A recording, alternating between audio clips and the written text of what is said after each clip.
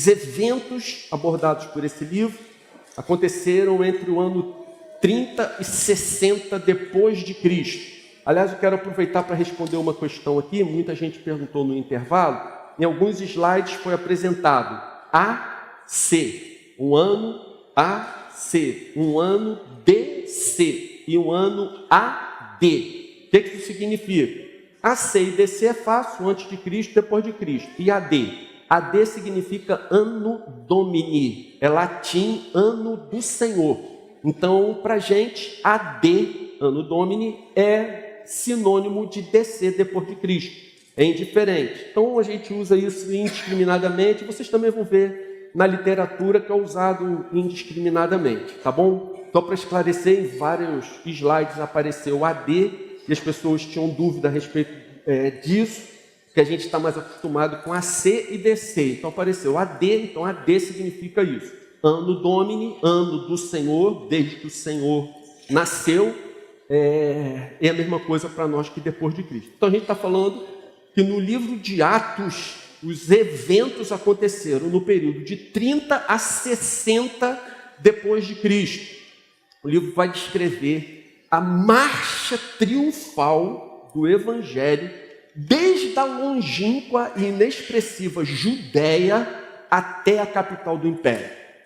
Você quer uma visão panorâmica do livro de Atos? Pronto, está dado. É o caminhar do Evangelho, da pregação do Evangelho, começando em Jerusalém, passando pela Judéia, que Jerusalém faz parte da Judéia, e vai alcançar a capital do Império. O início do livro. Hoje pela manhã, o Jonatas, ele citou Donald Carson. Então, segundo Carson, essa palavra Atos, ela costumava ser empregada pelos historiadores para denominar as narrativas que relatavam grandes feitos heróicos. Então vejam, o nome Atos ele era um estilo literário que significava ou traduzia essas narrativas, essas narrações de grandes feitos heróicos. Quando alguém ia relatar, dentro da cultura grega, um fato triunfante, um fato glorioso, ele dava um nome, ou o nome desse estilo literário, dessa maneira de redigir, era Atos. Agora veja como o livro começa. Atos capítulo 1, versículo 1.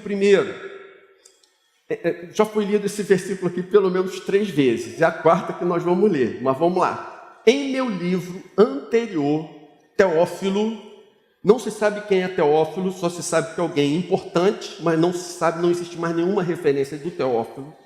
Escrevi a respeito de tudo que Jesus começou a fazer e a ensinar. Então nós já vimos hoje que o autor do Evangelho, segundo Lucas, gente, foi quem?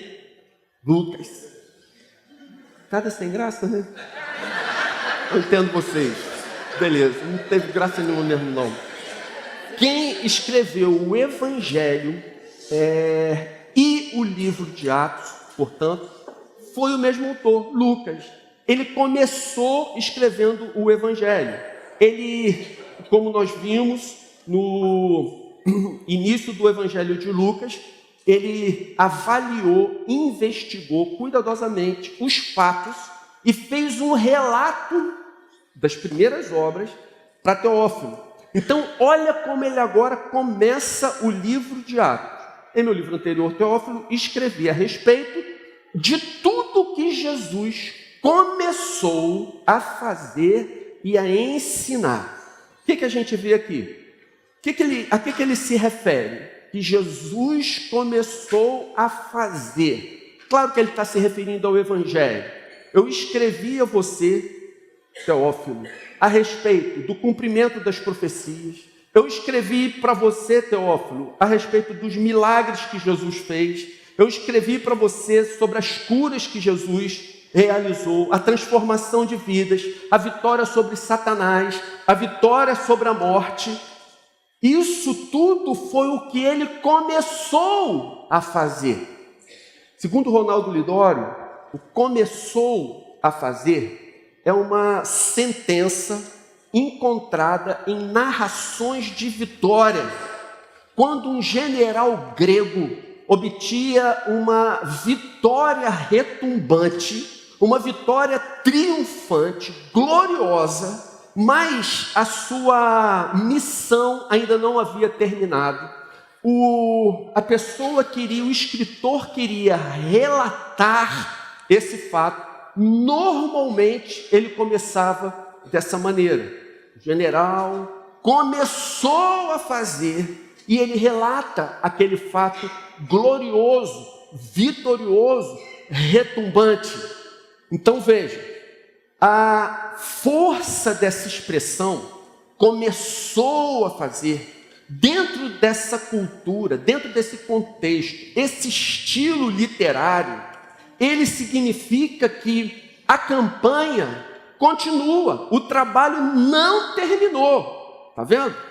Eu escrevi para você que Jesus fez todas as coisas que fez, todas as maravilhas que ele operou, mas Teófilo, aquilo era só o começo, estava só começando.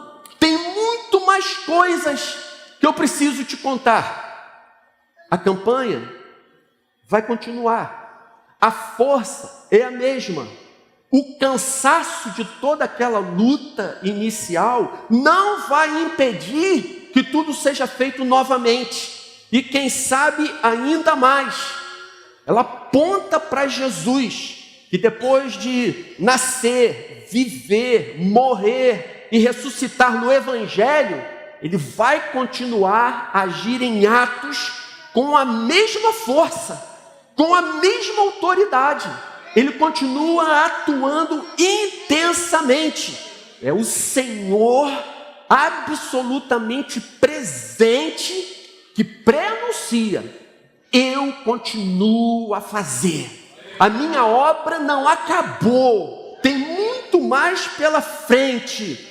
Portanto, esse gênero literário empregado, relato de vitórias retumbantes, acabou por dar nome ao livro. Então, o seu conteúdo acabou por dar o nome de Atos.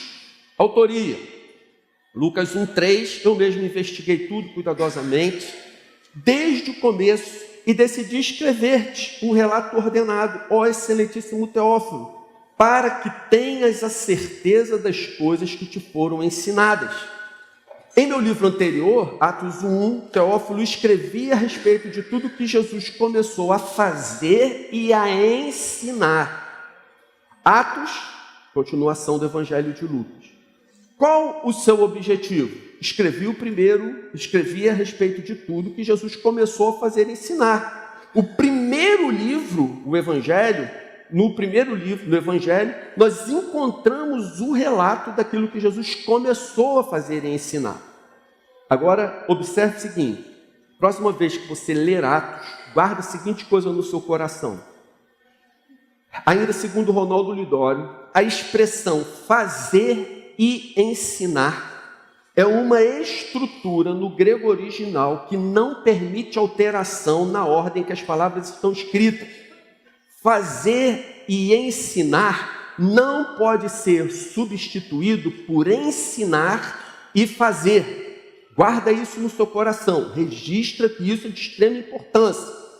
Fazer e ensinar não pode ser substituído por ensinar a fazer. Isso não é um mero detalhe sem importância.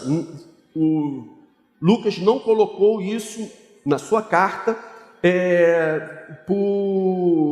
por acaso. Havia uma razão. O que isso significa?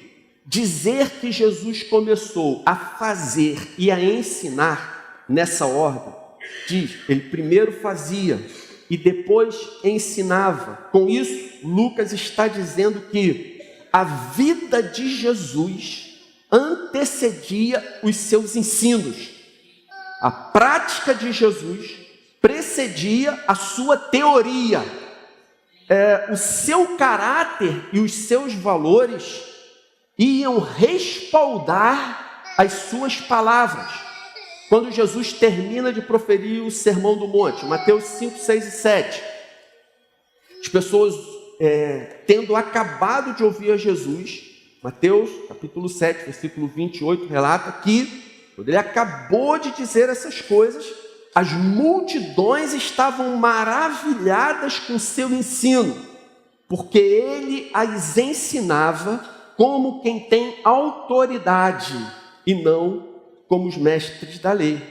Jesus ensinava com autoridade. E de onde vinha a autoridade de Jesus? A autoridade de Jesus vinha do fato dele primeiro viver, para depois ele ensinar. A autoridade de Jesus era oriunda do fato dele primeiro fazer, para depois ele dizer para as pessoas como elas deveriam agir. A autoridade no nome de Jesus sempre vai estar vinculada ao estilo de vida de Jesus.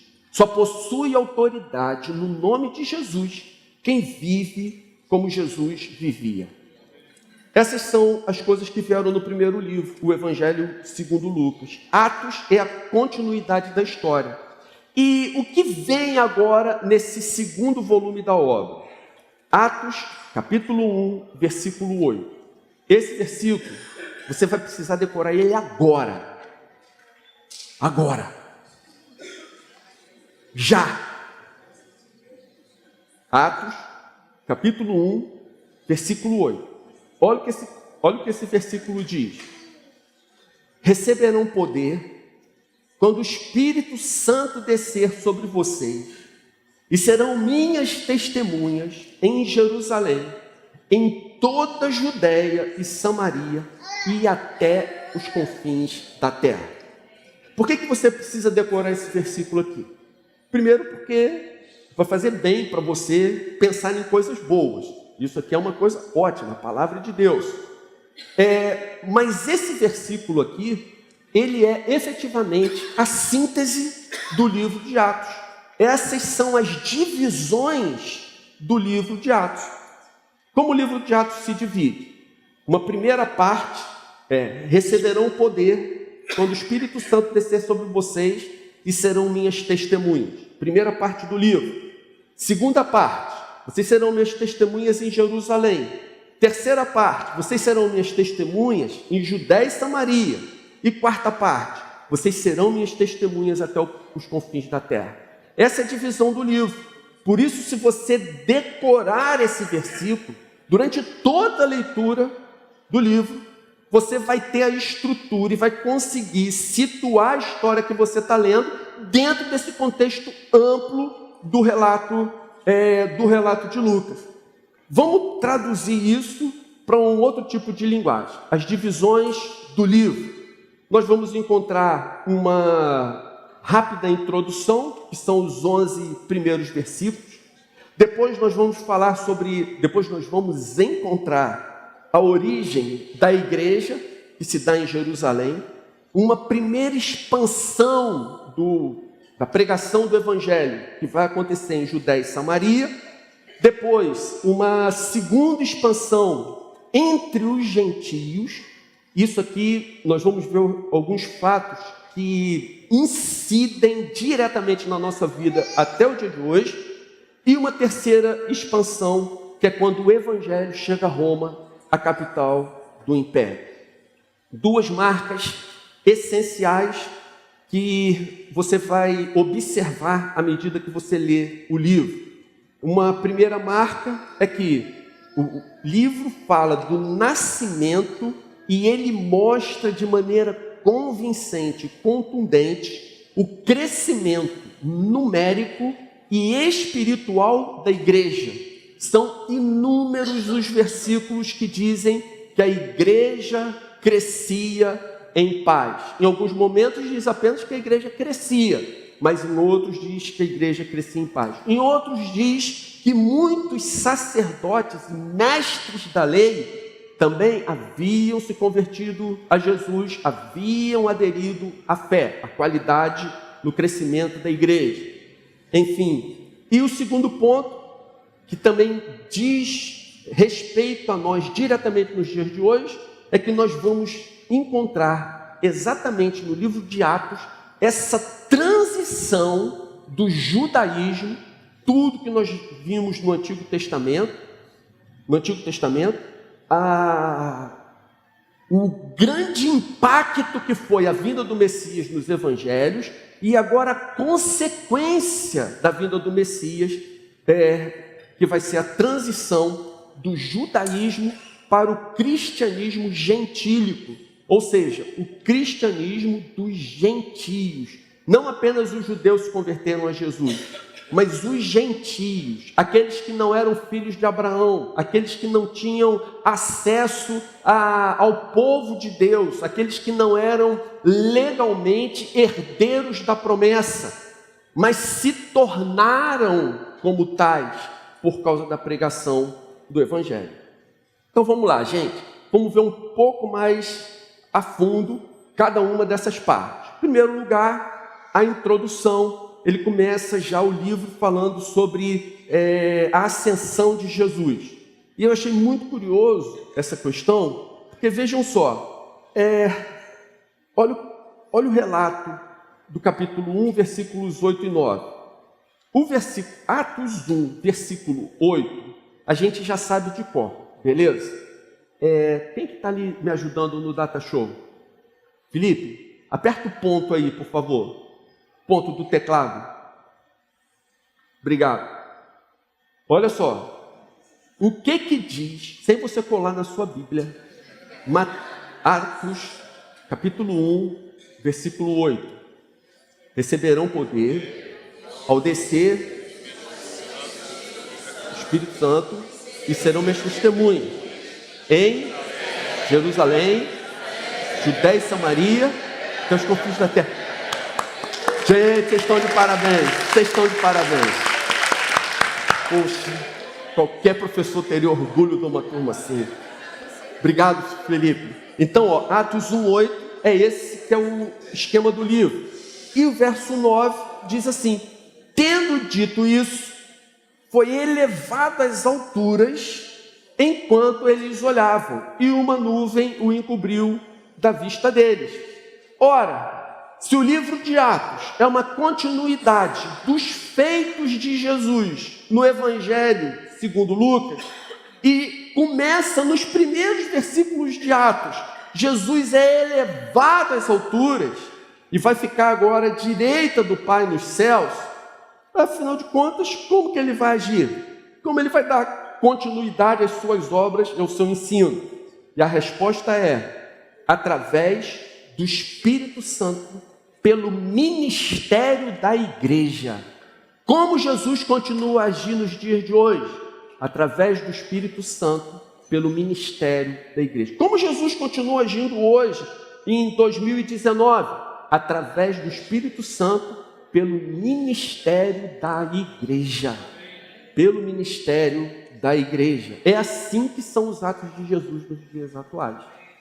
E aí, logo na segunda parte, falei que a introdução de fato era bem resumida, mas nós entramos no segundo ponto, que é a origem da igreja.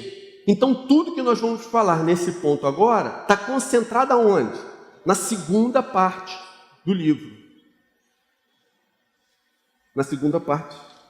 Não, deixa eu voltar aqui. Eu ia dizer segunda parte porque teve uma pequena divisão, uma pequena diferença na divisão, mas nós vamos falar agora da primeira grande divisão. Nós vamos falar agora do seguinte: receberão poder ao descer sobre vocês o Espírito Santo e serão minhas testemunhas. Essa é a síntese do que nós vamos falar agora, beleza? Que eu disse assim, a primeira parte vai ser: serão minhas testemunhas em Jerusalém. Só que essa parte de ser testemunha em Jerusalém está embutida nessa outra aqui. E a gente vai começar falando dessa outra. Pentecostes. Veja o que aconteceu em Pentecostes. Atos, capítulo 2, versículos de 1 a 4. Meus irmãos, se você tiver com a sua Bíblia, vale a pena você dar uma lida nesse texto. Esse texto, esse fato, esse evento, a descida do Espírito, é algo que foi tão aguardado, que foi tão esperado, eu diria, na mesma proporção que o Messias foi aguardado por Israel.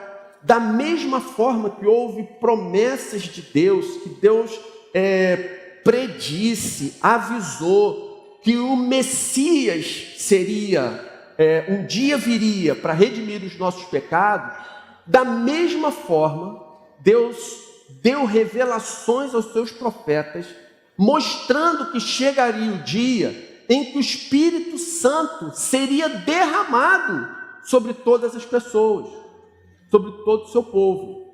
Então, esse momento aqui, que às vezes nós não damos muita atenção, ele é extremamente significativo. Atos capítulo 2, a partir do versículo 1. Chegando o dia de Pentecostes, estavam todos reunidos num só lugar. De repente veio do céu um som como de um vento muito forte, e encheu toda a casa na qual estavam assentados. E viriam o que parecia línguas de fogo, que se separaram e pousaram sobre cada um deles. Todos ficaram cheios do Espírito Santo e começaram a falar noutras línguas, conforme o Espírito os capacitava. O que acontece aqui? Nós vemos no Antigo Testamento, desde toda a criação até Malaquias, antes daquele período de 400 anos de silêncio profético da Bíblia, da página em branco, no meio da Bíblia, que o Marcão citou, Charles citou, né? Então, todo esse período do Antigo Testamento, nós vemos a pessoa do Pai atuando intensamente. Aí nasce o Messias, e nós vemos o período em que Jesus atua intensamente aqui na terra, no nosso meio.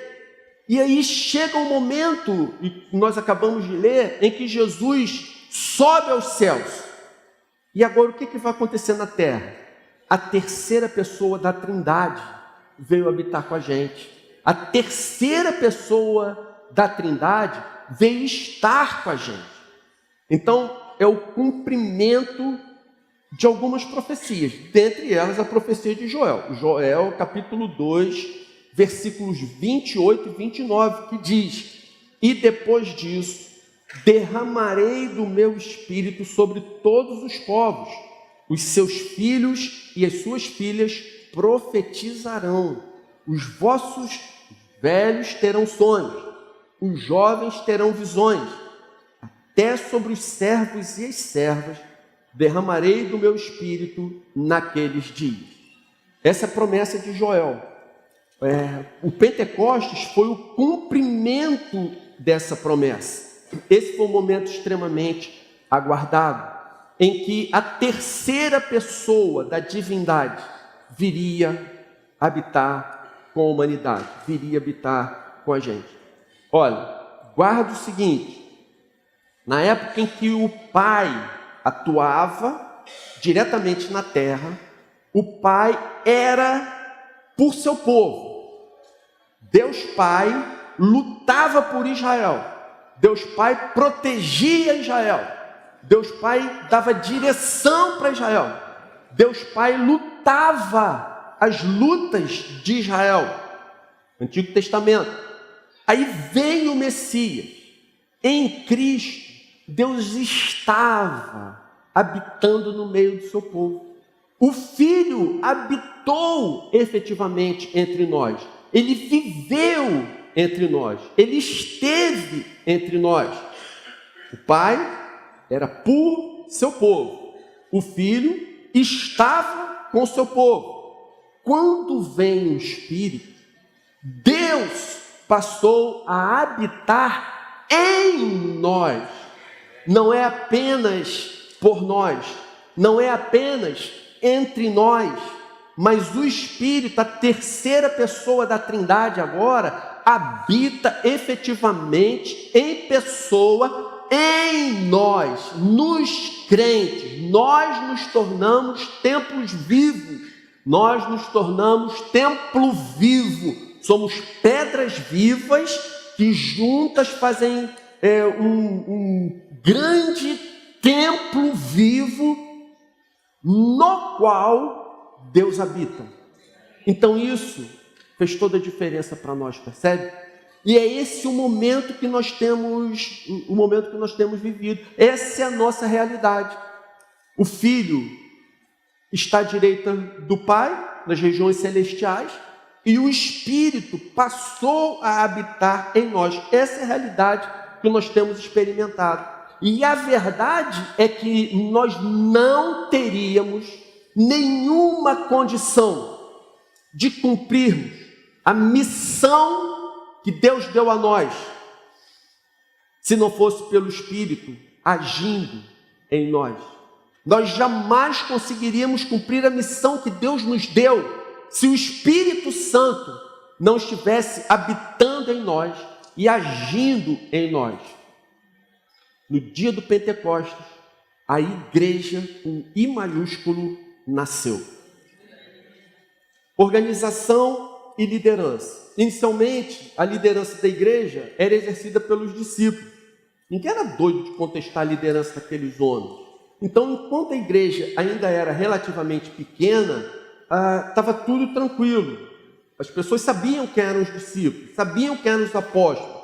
Não tinham nenhuma crise em relação a eles. Mas à medida que a igreja cresceu, ela começou a ter problemas. Então, num determinado momento, algumas viúvas começaram a ficar esquecidas na distribuição dos alimentos. Era praxe, naquele momento, à medida que as pessoas se convertiam, elas tendiam a vender todos os seus bens e propriedades, e os apóstolos iam distribuindo, à medida que as pessoas iam tendo necessidade. Mas acontece que a igreja cresceu muito. Numa primeira pregação, 3.000 foram acrescentados. Numa segunda pregação, 5.000 foram acrescentados. Num pequeno espaço de tempo, a igreja saltou de 12 discípulos, depois 120 no cenáculo, para depois 3.120, para depois mais 5.000, 8.120 membros. Então foi um crescimento absurdo, e aconteceu que algumas pessoas, na hora da distribuição dos alimentos, ficavam esquecidas. Eles precisavam se organizar melhor, eles precisavam se estruturar melhor. Então, o que a Bíblia diz é que eles escolheram 7 homens de bom testemunho, cheios do espírito e de sabedoria, que receberam essa tarefa de cuidar dessas viúvas, para que ninguém fosse injustiçado, para que ninguém ficasse esquecido naquela distribuição dos alimentos e dos recursos, e passasse necessidade, sem que existisse efetivamente essa necessidade. Estevão foi um desses escolhidos. Estevão é um expoente aqui no livro de Atos. A sua história não é relatada muito além dos 2 capítulos em que isso aconteceu, mas Estevão, a Bíblia diz em Atos 6, capítulo 6, versículo 8, que Estevão era um homem cheio da graça e do poder de Deus, e realizava grandes maravilhas e sinais entre o povo. Irmãos, imagine Estevão, cheio do Espírito, cheio de sabedoria, mas era a unção direta do Espírito, a plenitude do Espírito e a sabedoria de Deus. O que acontecia quando Estevão pregava? Os seus argumentos eram irrefutáveis. Aqueles mestres da lei, aqueles fariseus, aqueles doutores, eles não tinham como argumentar contra a sabedoria divina que enchia o coração de Estevão. Por isso ele se tornou odioso, e por isso ele foi apedrejado. Então, Estevão se tornou o primeiro mártir da igreja cristã. A história dele está em Atos, capítulo 6 e capítulo 7. Agora, eu queria chamar a atenção de um detalhe muito interessante. Pelo menos eu achei interessante, espero que vocês achem também. Quando Estevão está sendo apedrejado, já por causa da sua ousadia, por causa do seu comportamento completamente alinhado com o que Deus havia estabelecido para ele, determinado para ele, naqueles últimos momentos ele já havia começado a ser apedrejado, quando ele diz, olha, vejo os céus abertos, Atos 7,56, vejo os céus abertos e o Filho do Homem em pé à direita de Deus. Olha que coisa interessante. Quando você lê o livro de Atos, observe o seguinte, que ele diz que viu os céus abertos, o Filho do Homem em pé à direita de Deus. É a única passagem em toda a Bíblia que alguém vê Jesus em pé e não assentado no trono à direita de Deus. Também não é um detalhe desnecessário. Existe um sentido pelo qual foi escrito assim. O trono, ele é lugar de poder e de autoridade. Dizer que Jesus está sentado à direita do Pai significa que ele tem toda a autoridade, todo o poder no céu e na terra. Mas o fato, naquele instante em que Estevão está sendo martirizado, o primeiro mártir da igreja, Jesus estar de pé, indica que ele se levantou para receber pessoalmente o seu servo. Significa, ele está de pé para dizer o seguinte, olha, eu não estou indiferente ao sofrimento dos meus servos. E vocês que têm dado a vida por mim, vocês não tenham dúvida de que eu não estou alheio às dificuldades que vocês estão passando. Então, o fato de Jesus estar de pé significa isso, que ele se importa. Ele estava pronto para receber pessoalmente, de braços abertos ali, o seu filhinho querido, Estevão. Tudo isso até agora, gente, aconteceu em Jerusalém. Então nós vamos agora para a primeira expansão. Tudo que nós falamos, Pentecostes, a organização da igreja, o testemunho de Estevão, a gente estava concentrado em Jerusalém. Só para a gente relembrar, como é que é mesmo aquele versículo, mas recebereis poder ao descer sobre vocês, e serão minhas testemunhas, Jerusalém. Então nós vimos, receberão poder ao descer sobre vocês o Espírito Santo, serão minhas testemunhas em Jerusalém. Já vimos. Agora a gente vai ver a segunda parte, Judeia e Samaria. Então o que acontece aqui? Nesse momento, nessa primeira expansão do Evangelho, saindo de Jerusalém, qual a região que vai ser alcançada? Vai ser a região de Samaria. Filipe, da mesma forma que Estevão, eles haviam sido escolhidos especificamente para tomarem conta da igreja, para não deixarem as pessoas serem esquecidas com as suas necessidades, serem abandonadas, necessitadas no meio da igreja. Era a principal função desses homens eleitos, além da função dos apóstolos que já havia sido definida anteriormente. Assim foi a primeira organização da igreja. Mas assim como Estevão, Filipe também não restringia o seu ministério ao cuidado com aquelas viúvas esquecidas. Ele também se dedicava à pregação do Evangelho. Atos capítulo 8, versículo 5 diz, indo Filipe para a cidade de Samaria, ali lhes anunciava o Cristo. Quando a multidão ouviu, Filipe viu os sinais miraculosos que ele realizava, deu unânime atenção ao que ele dizia. Os espíritos imundos saíam de muitos, dando gritos, e muitos paralíticos e mancos foram curados. Assim houve grande alegria naquela cidade. o Charles de manhã, ele falou sobre Samaria, samaritano. Rapidamente, você precisa entender quem são os samaritanos. Quem são os samaritanos? Lembra que o Charles falou que a partir de um certo momento vinha só uma linha cronológica, aconteceu alguma coisa, passou a ter duas linhas cronológicas. O que aconteceu? A partir de um certo momento o reino foi dividido. Reino do Norte, Reino do Sul. No Reino do Norte, a partir desse momento, houve uma sucessão de reis maus. Você vê, ao final de cada reinado, uma síntese do que foi o reinado daquele rei.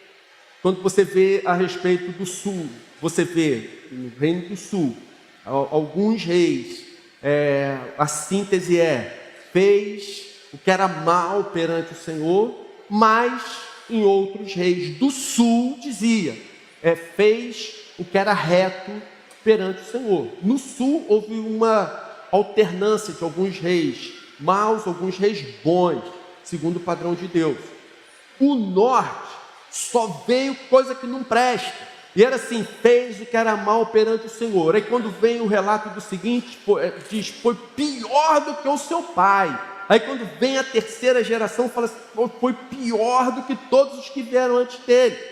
Então, num determinado momento, eles atingiram a medida do pecado e Deus trouxe a Assíria, um império perverso, para dominar o reino do norte. Então veja, ainda era Israel, mas foi dominado pela Síria. E a estratégia de dominação da Síria era trazer pessoas de outras áreas dominadas do império e miscigenar aquele povo. Eles iam pegar vários israelitas dali, do Reino do Norte, dessa região de Israel, pegavam esses israelitas e levavam para outras regiões. E pegavam os seus dominados de outras regiões e traziam e colocavam em Israel. A ideia era misturar a cultura, misturar a língua, colocar pessoas que não conseguiam se comunicar, não conseguiam se entender, porque dessa maneira, estrategicamente, era mais fácil manter o poder sobre aquelas regiões. Então a estratégia de dominação da Síria era assim. E o tempo se passou. E o que aconteceu? Quem eram os samaritanos? Os samaritanos foi o povo que sobrou nessa terra de toda essa mistura. Os samaritanos, eles eram uma mistura dos judeus com esses estrangeiros que foram levados pelo Império Assírio para lá. Então, os samaritanos eram considerados judeus de segunda categoria ou de terceira categoria, porque, na verdade, o judeu legítimo de Judá, ele jamais aceitaria dizer que um samaritano era efetivamente judeu. Então, os samaritanos eram judeus miscigenados. Observe, olha como é que a pregação do evangelho evoluiu. Jerusalém, para quem que o evangelho é pregado? Para judeu. Aí quando foi para Judéia e Samaria, para quem que o evangelho foi pregado? Para judeu miscigenado, para judeu de segunda classe. Mais adiante ele vai chegar na gente, que são os gentios. Mas ele foi passando por essa evolução, ele foi caminhando por essa transformação. O que nós encontramos a seguir? A conversão do etíope. A história do etíope, ele é muito conhecida. Ele era um alto funcionário da rainha da Etiópia. E num determinado momento, Filipe vê que ele está lendo Isaías, explica, sobe na carruagem, explica, e depois ele é batizado. Aí esse etíope, agora convertido a Jesus, volta para a Etiópia. A gente não tem como afirmar, mas a verdade não tem como afirmar que tenha sido pelo ministério desse homem, mas muito provavelmente foi. A verdade é que na Etiópia, ao longo dos primeiros séculos, surgiu uma comunidade cristã fortíssima, fortíssima. E aí acontece no capítulo 9, então, um dos fatos mais relevantes para a história do cristianismo. É a conversão de Saulo de Tarso. Esse Saulo de Tarso ele era um fariseu, ele era extremamente zeloso pela lei, e quando ele começou a ouvir essa história de Messias, ele se revoltou profundamente. Meus irmãos, vocês conseguem imaginar como foi para o judeu entender, aceitar e crer que Jesus era o Messias, que Jesus era o Filho de Deus? Vocês têm ideia do que foi aí, cerca de 1500 anos do judeu ouvindo: não tenhais outros deuses diante de mim, não se coloquem de joelhos diante de estátuas, imagens, representações, etc, etc, etc. E aí aparece um homem e ele diz: olha, eu sou o Messias, o Filho do Deus vivo. Você entende a dificuldade para o judeu de aceitar esse tipo de coisa? Gente, foi extremamente difícil.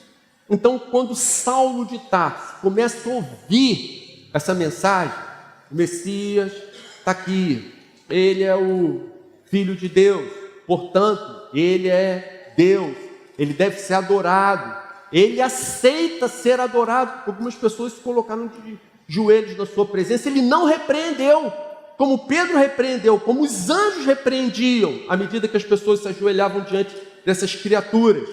Mas quando alguém se colocava de joelhos diante de Jesus, ele apenas reconhecia a humildade da pessoa e aceitava sua adoração. Era para se colocar de joelhos mesmo, na sua presença. Quando Saulo de Tarso viu essas coisas, ele também queria participar dessa perseguição, do extermínio, disso que ele entendia que era uma seita. E ele fez de tudo para varrer essa seita do cristianismo do mapa. Mas acontece que num determinado momento, ele está indo em direção a Damasco para capturar alguns cristãos e exterminá-los, e nessa estrada ele tem um encontro com Jesus. Até agora ele é chamado de Saulo de Tarso. A partir desse momento ele passa a ser chamado apenas de Saulo, e mais adiante, quando ele fica cheio do Espírito, ele passa a ser tratado como Paulo. Para alguns historiadores, depois de Jesus, Paulo foi a pessoa mais importante de toda a história da igreja. A gente vê a seguir a pregação de Pedro aos gentios, vemos a história de Cornélio, aquele centurião grego em Cesareia Marítima, que tem a visão de um anjo que manda que ele vá buscar a Pedro, e Pedro tem a visão do lençol com os animais imundos, é a ordem de Deus: olha, mata e come. Pedro reluta: Senhor, são impuros, eu não vou comer animal impuro. E Deus fala: aquilo que eu purificar, você não considere impuro. Aquilo que eu estiver te dando, não diga que aquilo que eu estou te dando é impuro. Mata e come. E aí Pedro vai à casa de Cornélio. E aí, gente, vem mais um fato extremamente relevante para nós. Atos capítulo 10, versículo 44 diz assim: Pedro sai de onde ele está em Jope e vai até Cesareia, na casa de Cornélio. Quando ele está na casa de Cornélio, que ele começa a falar do evangelho, diz, versículo 44, enquanto Pedro ainda estava falando essas palavras, o Espírito desceu sobre todos os que ouviam a mensagem. Irmãos, vem o que acontece? Agora não era mais o judeu puro de Jerusalém, não é mais o judeu miscigenado de Samaria, segunda categoria, mas agora são os gentios. Pedro foi dar algumas explicações a respeito de Jesus. Pedro foi falar da salvação, mas enquanto Pedro ainda falava, ele não tinha nem concluído, não tinha nem terminado. O Espírito Santo se derrama sobre eles, da mesma maneira que se derramou sobre os apóstolos algum tempo antes em Jerusalém. Os judeus convertidos que vieram com Pedro ficaram admirados de que o dom do Espírito Santo fosse derramado sobre os gentios, pois os ouviam falando em línguas e exaltando a Deus. Irmãos, que coisa tremenda. E aí nós chegamos na segunda expansão, que foi a maior delas. A igreja, essa segunda expansão agora é diretamente aos gentios mesmo. O que acontece? Com vamos dizer assim, assassinato de Estevão. Estevão, se você observar, ele sequer foi julgado, mas enquanto ele proferia a sua mensagem, os homens simplesmente disseram: pronto, nós já ouvimos dele que tínhamos que ouvir. Apedreja.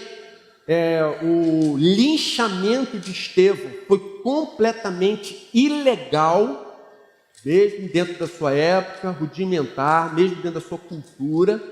Pedro foi efetivamente linchado, ele não foi julgado e condenado, Estevão não foi julgado e condenado, ele foi simplesmente linchado. Isso, a partir desse momento, começou uma perseguição aos cristãos. E um primeiro lugar para onde eles vão, eles começam a se encaminhar fortemente para o norte.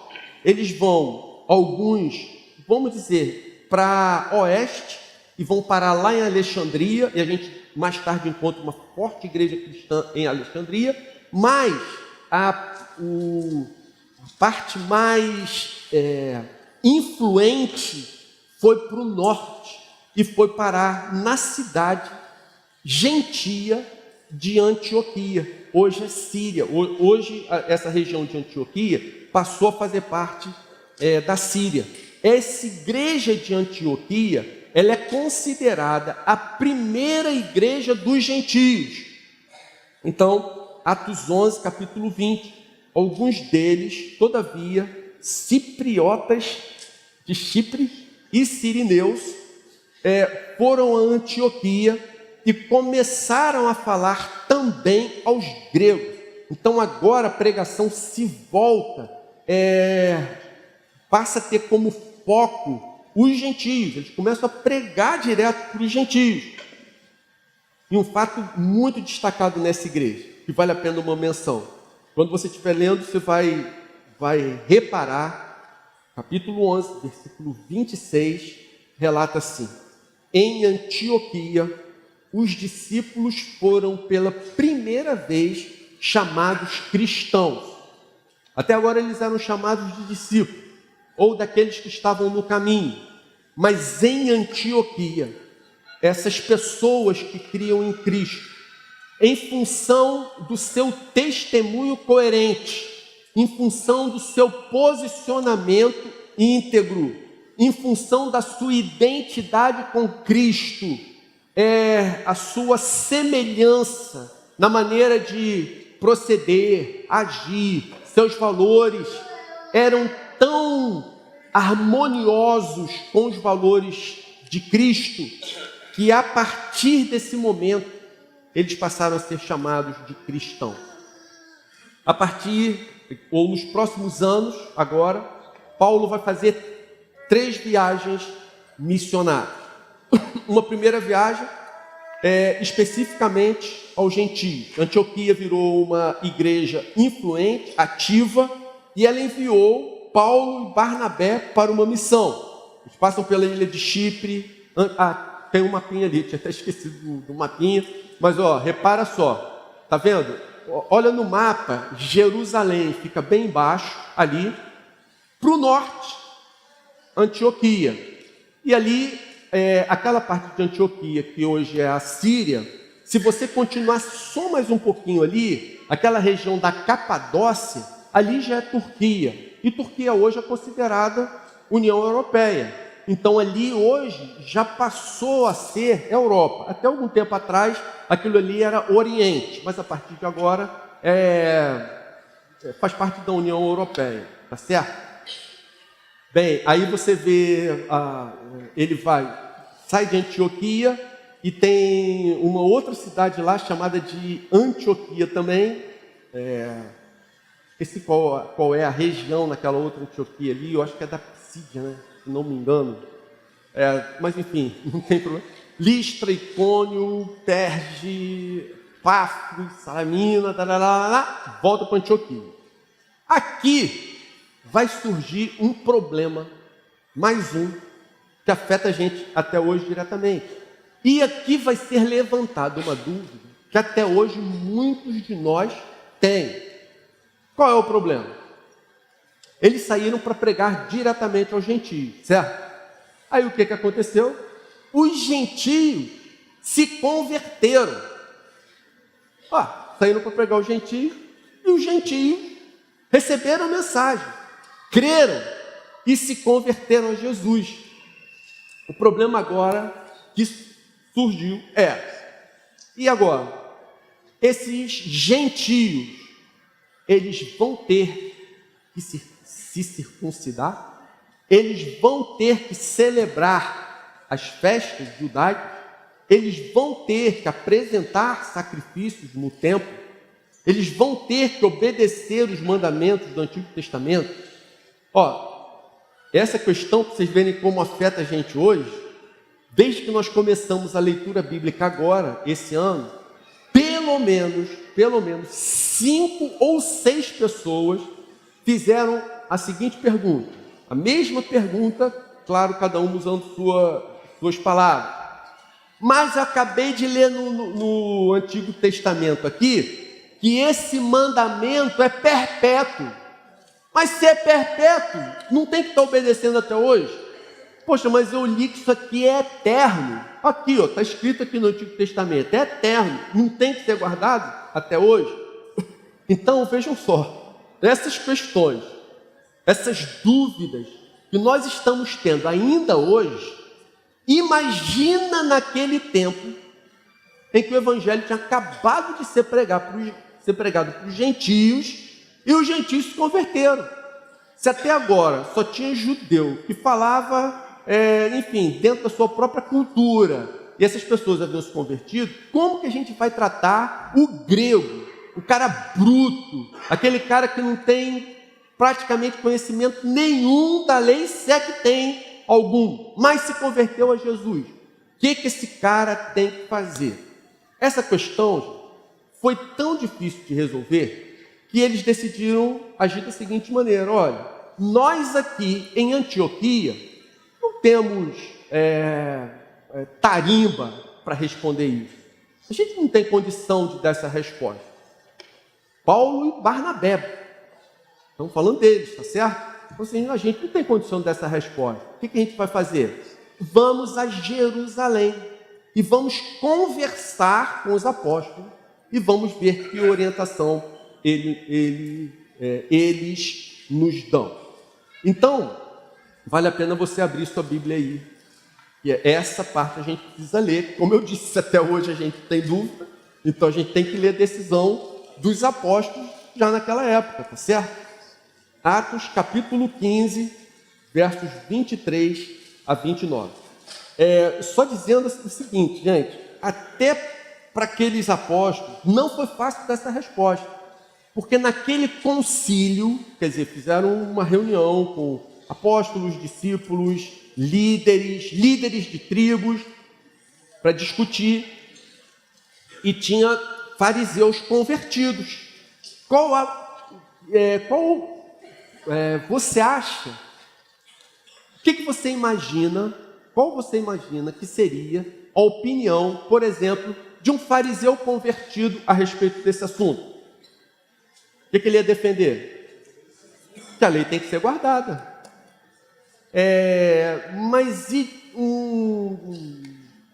se tivesse ali, sei lá, um grego um pouco mais culto e que tinha se convertido, o que ele ia defender? Não vai guardar nada. Então eles discutiram isso e houve essa discussão. Poxa, e para nossa surpresa, a grande argumentação veio do apóstolo Pedro. Ele argumentou: olha, se quando eu estava pregando na casa de Cornélio para os gentios, se o Espírito se derramou sobre eles indistintamente, Da mesma maneira que se derramou sobre nós aqui, se nós já entendemos que a salvação se dá exclusivamente pela graça, mediante a fé, o que a gente vai exigir daqueles que são gentios? Então vamos ver a conclusão da discussão que aconteceu entre eles. Atos capítulo 15, versículo 23. Com eles, Paulo e Barnabé, enviaram a seguinte carta: os irmãos, apóstolos e presbíteros, aos cristãos gentios que estão em Antioquia, na Síria e na Cilícia. Saudações. Soubemos que alguns saíram do nosso meio sem nossa autorização e os perturbaram, transformando a mente de vocês com o que disseram. Assim, concordamos todos em escolher alguns homens e enviá-los a vocês com nossos amados irmãos Paulo e Barnabé, homens que têm arriscado a vida pelo nome do nosso Senhor Jesus Cristo. Portanto, estamos enviando Judas e Silas para confirmarem verbalmente o que estamos escrevendo. Esse Judas não é o Iscariote, que foi o traidor, que já está morto. Como é que fala? No quinto dos infernos, né? Já totalmente em decomposição lá debaixo da terra, certo? Esse Judas aqui é o irmão de Jesus que escreveu a epístola que está lá antes do livro de Apocalipse, beleza? Pareceu bem ao Espírito Santo e a nós não impor a vocês, gentios, nada além das seguintes exigências necessárias: que se abstenham da comida sacrificada aos ídolos, do sangue, da carne de animais estrangulados e da imoralidade sexual. Vocês farão bem em evitar essas coisas, que tudo lhes vá bem. Pronto, acabou, beleza? Bem, aí vai ficar alguma pergunta assim, não é? Pô, mas a gente pode então comer galinha ao molho pardo, que a galinha é feita no seu próprio sangue, mas não diz aqui que tem que se precaver do sangue? A explicação para isso, gente, é o seguinte: você não, primeiro, fazer uma colocação, a gente não vai tomar apenas esse versículo para dizer hoje que pode e que não pode. Fica definido aqui no concílio de Jerusalém que o entendimento dos apóstolos foi: cara, não tem que cumprir mais as cerimônias, não tem mais que fazer sacrifício, tudo isso acabou. Cristo já cumpriu a lei, Cristo cumpriu por nós, pela fé em Cristo, pela fé, já está tudo cumprido, realizado, a gente não precisa mais se preocupar com mais nada disso. Mas então fica para a gente a parte moral, beleza? Beleza. Moralidade sexual, continua valendo? Claro que continua valendo. Onde a gente vê isso? A gente vê, por exemplo, nas cartas de Paulo, que ele continua insistindo: fujam da imoralidade sexual. Então continuou. E essa parte aqui basicamente de alimentos, comida sacrificada aos ídolos, sangue, carne de animais estrangulados. A explicação é a seguinte: culturalmente para o judeu, isso aqui era algo tão sério, tão grave, que incomodava tanto, que esses apóstolos achavam assim: cara, isso aqui vai fazer um pedido tão pequeno e que vai trazer um retorno de comunhão e paz para a igreja tão grande. Então, não come não, comida sacrificada aos ídolos, não faz galinha ao molho pardo não, e também não come carne de animais sufocados. Depois, Paulo lá na frente vai eliminar essa parte aqui também. Mas é importante que você saiba isso. Não foi uma opinião de um teólogo. O que pode e o que não pode não varia de pessoa para pessoa. Como tem pessoas que dizem assim: na Oceânica os pastores não deixam isso, não deixam aquilo, ou os pastores fazem isso, fazem aquilo. Gente, pastor aqui não faz nada, pastor aqui não deixa nada, nem deixa de deixar nada. A gente apenas ensina o que a Bíblia diz, é só isso. Então o que acontece aqui o concílio de Jerusalém definiu olha, não precisam mais ser guardadas as leis cerimoniais. As leis de direito civil, aquela que, você comprou uma propriedade do seu irmão que estava na pior, o cara estava na miséria, você comprou uma propriedade, pagou um preço de sonho maravilhoso. Cara, quando completar 50 anos que essa terra está na tua posse, você já usou ela, abusou, fez de tudo que podia, você vai devolver para o antigo dono. É isso aí. Essas leis civis acabaram. A única lei que permanece são as leis morais. E também não permanecem como lei, mas permanecem como estilo de vida.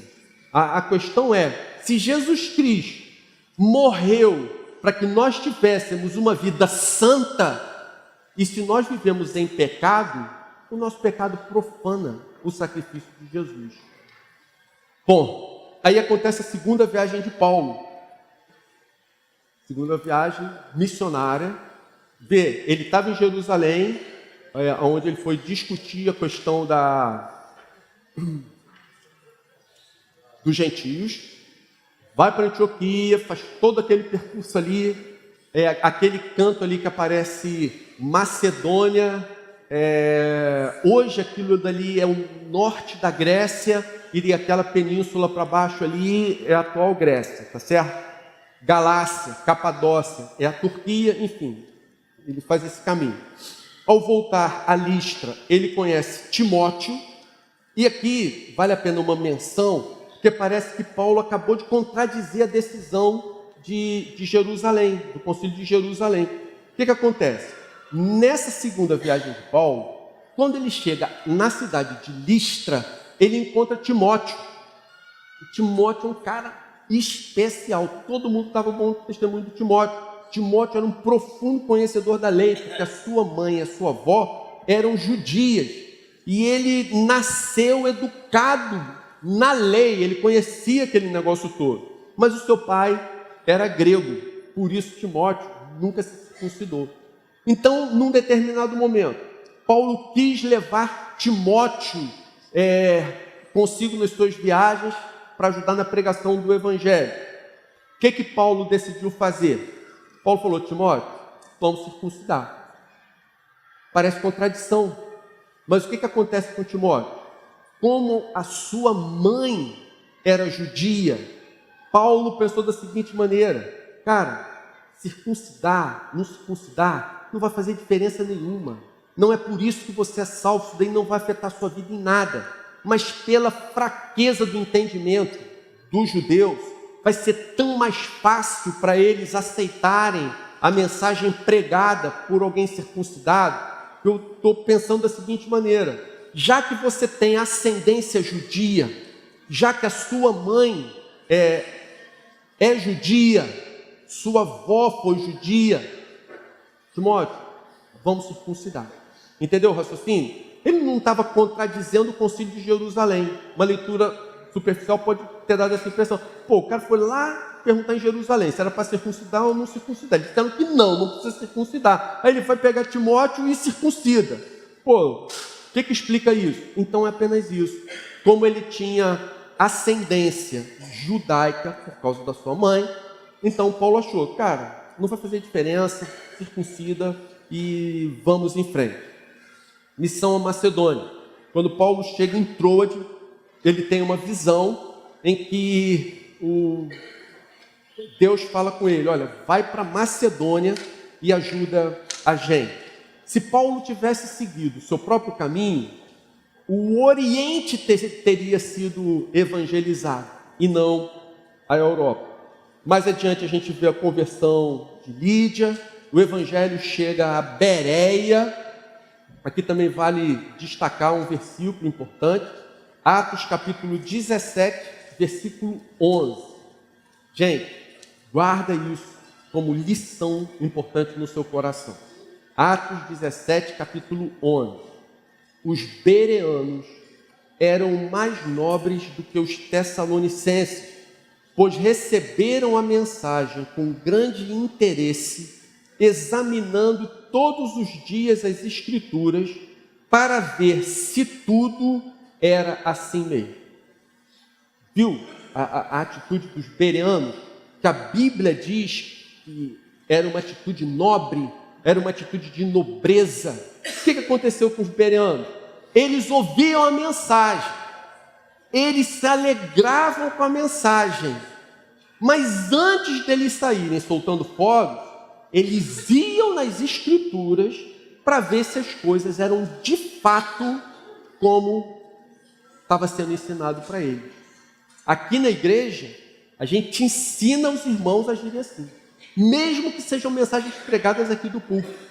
Vão na Escritura e vejam se a coisa de fato é como tem sido pregado a vocês. Então, gente, veja, que maturidade, que sabedoria, né? Pô, essa mensagem está falando muito ao nosso coração. Deixa eu ir lá na Escritura para ver se de fato está registrado isso. Pois Paulo chega em Atenas ele prega um sermão que até hoje é extremamente estudado nos cursos de teologia.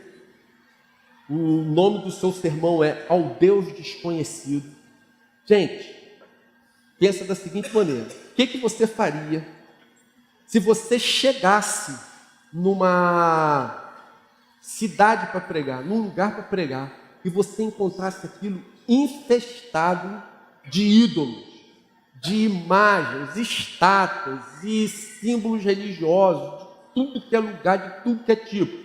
Como você começaria a pregar? Não precisa nem pensar muito, mas você lembra quando alguns anos atrás, diante da tela de uma televisão, um cara quebrou uma santa, saiu dando martelado? Lembra dessa história? Até hoje a gente lembra disso. Paulo, se fosse agir como alguns desses, faria a mesma coisa. Mas o que Paulo fez? Saiu andando, pensou e abordou a situação da maneira mais inteligente que uma pessoa poderia fazer. Ele começou a caminhar por aquele lugar, o panteão dos deuses da Grécia, e ele encontra uma homenagem ao Deus desconhecido. Aí ele reúne todas aquelas pessoas e fala para elas: olha, quero falar uma coisa diferente para vocês. Esse Deus desconhecido, eu conheço, e vou dizer para vocês quem Ele é. E aí o texto diz que ele começa a pregar. No final, uns creem, uns zombam, e outros dizem que vão ouvi-lo mais tarde a respeito disso. É nessa missão também que a igreja de Corinto é consolidada. Depois vem a sua terceira viagem, e aqui Paulo já percebe que seu tempo está chegando ao fim. Ele passa pela igreja da Galácia, pela igreja em Éfeso, Corinto, Filipos, Tessalônica, e chegamos então à última expansão do evangelho, que é o evangelho chegando em Roma. Quando Paulo volta a Jerusalém, os judaizantes tentam linchá-lo, mas ele evoca a sua cidadania romana, e então ele passa por todo um processo. Ele é inicialmente julgado pelo Sinédrio, depois pelo governador Félix, depois por Pórcio Festo, e finalmente ele é enviado a Roma para ser julgado por César. Aí você está vendo a rota de Paulo, saindo de Jerusalém, passando por Cesareia, Sidom, Mirta, Cnido, Creta. Aí está vendo aquela reta ali cheia de curva? Aquilo ali não é uma representação artística, não. Aquilo ali é que o navio que Paulo estava foi acometido de uma tempestade terrível, que ele achou que morreria.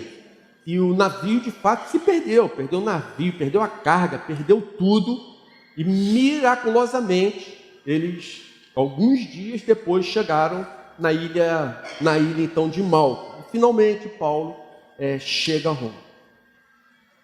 Irmãos, eu vou terminar. O desfecho de Atos. Atos, deveria ser lido tendo como fundo musical uma trilha sonora de triunfo. Toda vez que você fosse ler Atos, você deveria escolher uma trilha sonora triunfante, vitoriosa. Pensei por exemplo, Crônicas de Nárnia, aquele momento que o exército,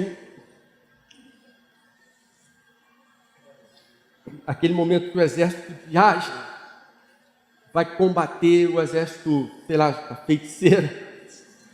Por se ver aquela batalha épica, aquela coisa maravilhosa. Veja, desfecho de Atos, a história que começou com os anjos avisando a uma camponesa desconhecida, virgem, na Judéia, que seria mãe, foi delegada aos discípulos no Pentecostes, se consolidou em Jerusalém, se expandiu em Judéia e Samaria e alcançou os confins da terra, atingindo a capital do império. Os últimos versículos de Atos, eles falam assim, gente, olha a convicção que ele traz. Atos 28, 28, Paulo falando, quero que saibam que esta salvação de Deus, que vocês não creram, é enviada aos gentios, e eles a ouvirão. Essa mensagem, ela vai ser levada aos gentios, e eles a ouvirão. E apesar de Lucas ser tão minucioso, ser tão caprichoso nas suas pesquisas e nos seus escritos, ele termina o livro de Atos de forma absolutamente abrupta. Como é que termina? Versículo 31. Paulo pregava o reino de Deus, ensinava a respeito do Senhor Jesus Cristo, abertamente, sem nenhum impedimento. Ponto. E assim termina o livro. Aí as especulações são curiosas. Mas, cara, que fim teve a prisão de Paulo? Ele foi julgado por César? Tendo sido julgado, ele foi inocentado ou foi condenado? Foi absolvido, foi livre? Ou ele acabou sendo efetivamente executado?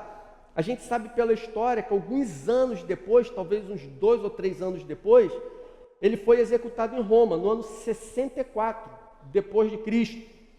Por que Lucas parou dessa maneira? O rolo que ele escreveu, que ele tinha usado para escrever Lucas, observa só, o Evangelho segundo Lucas e o livro de Atos, eles são mais ou menos do mesmo tamanho, tem a mesma quantidade, mais ou menos a mesma quantidade de palavras, de escrito. Será que aquilo ali era um tamanho padrão de rolo, que com o tamanho da letra de Lucas, chegou no fim, parou, precisa de outro rolo? Mas e se precisa de outro rolo, porque ele não continuou? Será que ele não queria passar para Teófilo os outros detalhes do que havia acontecido a partir daquele momento? Irmãos, essas especulações, acredito que não vão levar a gente nada. Mas independente dessas teorias, há uma interpretação espiritual de extrema importância para nós. O livro de Atos é um livro que não tem fim, porque ele continua sendo escrito pela igreja. Na Bíblia, pelo Evangelho de Lucas e pelo livro de Atos agora, a gente toma conhecimento das primeiras coisas que Jesus começou a fazer e a ensinar. Mas agora, pela comunhão uns com os outros, nós continuamos a conhecer as coisas que Jesus continua a fazer, as coisas que Jesus continua a ensinar. Então, à medida que você lê Atos, olha a trilha, olha a trilha. Então, à medida que você lê Atos, você se sentirá compelido a amar a igreja, a trabalhar por sua saúde, pelo seu crescimento, do mesmo modo que os nossos primeiros irmãos e irmãs em Cristo fizeram.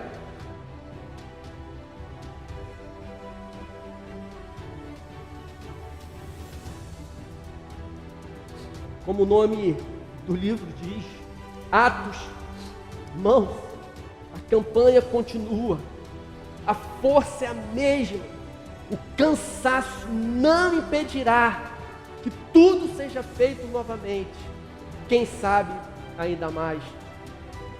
As palavras de Jesus continuam nos desafiando até o dia de hoje.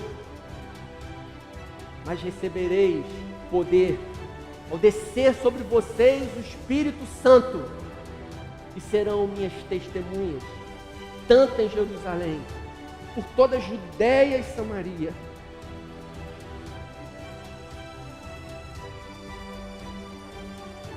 e até os confins da terra.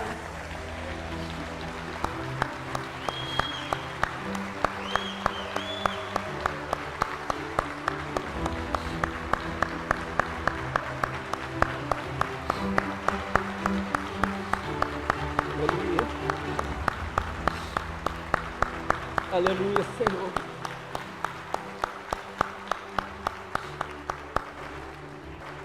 Amém, Senhor. Nós acreditamos, nós sabemos que é assim, Senhor. Senhor é o grande eu sou, o Senhor é o grande vitorioso. Senhor, como foram tremendas as tuas primeiras obras, como foram tremendas as tuas obras ao longo da história. E como têm sido tremendas as tuas obras nos dias de hoje. Senhor, que a igreja oceânica receba com temor, humildade, mas também, Senhor, com ousadia, confiança e fé, a missão para a qual o Senhor nos chamou. Nós queremos, Senhor, muito temor no nosso coração, continuar a escrever essa história gloriosa dos grandes feitos do Senhor através do teu povo, através de gente pequena e pecadora como nós. Então, Senhor, a Ti nós damos toda a honra, toda a glória, todo o louvor e toda a gratidão do nosso coração, em nome de Jesus. Amém. Amém.